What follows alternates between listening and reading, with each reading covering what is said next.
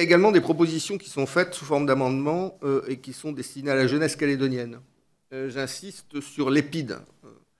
Celles et ceux qui sont venus en Nouvelle-Calédonie se sont rendus compte, parmi les parlementaires, qu'en réalité, nous avons deux jeunesses. Une jeunesse qui a pris le train, qui a pris la main qu'on lui tend au travers des bourses, des dispositifs d'accompagnement, de l'ensemble de ce qui existe en matière d'insertion sociale et professionnelle. Et puis une autre jeunesse, celle qui reste sur le quai de la gare et qui n'arrive pas à monter dans le train. Elle n'arrive pas à monter dans le train pour toute une série de raisons qu'il serait trop long d'exposer ici.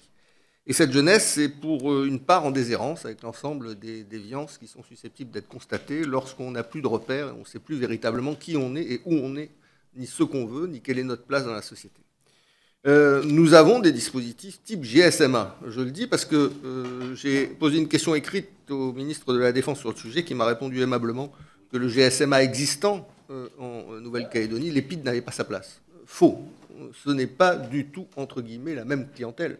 La clientèle du GSMA, et en Nouvelle-Calédonie, il y a près de 500 stagiaires qui sont accueillis chaque année. Ils sont situés en province nord, à Koumak et à Koné. L'efficacité de ce dispositif est remarquable, reconnue, saluée par toutes et tous. La Nouvelle-Calédonie a contribué par le financement des installations, l'État prenant en charge le fonctionnement des installations.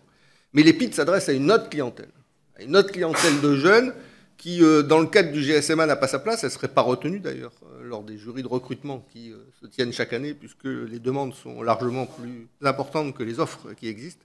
Mais par contre, elle peut trouver, dans ce dispositif militaire adapté, une possibilité de retrouver un droit chemin et certains repères qu'elle avait peut-être perdus. Donc, là aussi, ce n'est pas un amendement qui va régler l'extension de l'EPID en Nouvelle-Calédonie, hein, je m'en doute. Mais voilà, je souhaite appeler l'attention de la Commission et de l'Assemblée de manière plus générale sur la nécessité d'intervenir en faveur de la jeunesse calédonienne et de lui apporter les outils dont elle a besoin. Et dans ce domaine-là, l'État est compétent, ça relève du ministère de la Défense. Cet outil a fait sa preuve en métropole, ses preuves en métropole, et je crois qu'il aurait toute sa pertinence dans notre territoire. S'agissant de l'EPID, il faut voir que les EPID sont une espèce d'adaptation en métropole de ce qu'on fait en Outre-mer avec le SMA. Par conséquent, il me semble qu'à partir du moment où nous avons le SMA et qui fait un bon travail en Nouvelle-Calédonie comme ailleurs dans les Outre-mer, je ne vois pas pourquoi on réintroduirait la forme un petit peu édulcorée du SMA qui consiste en l'EPID. En revanche, je comprends bien votre volonté de faire quelque chose pour les jeunes, notamment les jeunes décrocheurs, mais il y a un certain nombre de solutions auxquelles on peut réfléchir. Par exemple, les écoles de la deuxième chance, les internats de la réussite.